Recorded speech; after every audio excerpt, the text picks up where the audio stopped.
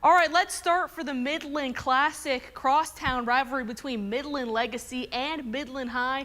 These two teams obviously share a lot in common, like the same town, district, and stadium. And this year's class will be solidified, or so will either solidify or bump teams in the league standings.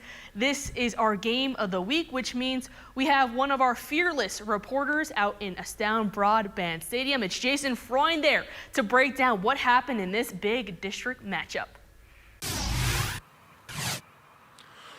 Well, this game had the promise of a big game, and it did not disappoint. However, in the first half, it was not the offense that took on the field. It was the defense that ruled the game.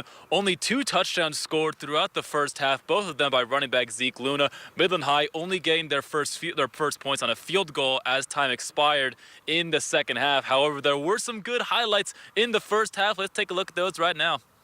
Crosstown rivalry match between Midland Legacy and Midland High. Legacy wants to stay in contention for first place, while Midland High looking to just stay alive in the playoff chase. Points would be hard to come by, but Zeke Luna gets a quick 6-yard touchdown to give Legacy an early 6-0 lead. More impressive running by Luna, shaking off some defenders and jukes his way to a first down. Legacy will be forced to punt on this drive, however.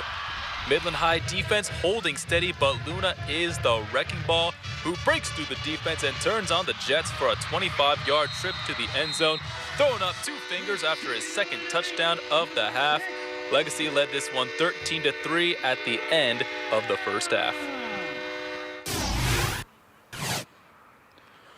Well, Zeke Luna would end today's game with 3 touchdowns in total. However, this game got really out of hand in the second half. Midland Legacy just went off and scored a lot of points. We ended this one with a score of 48-3, as now Midland Legacy is 3-1 in division, looking to go back to the division playoffs.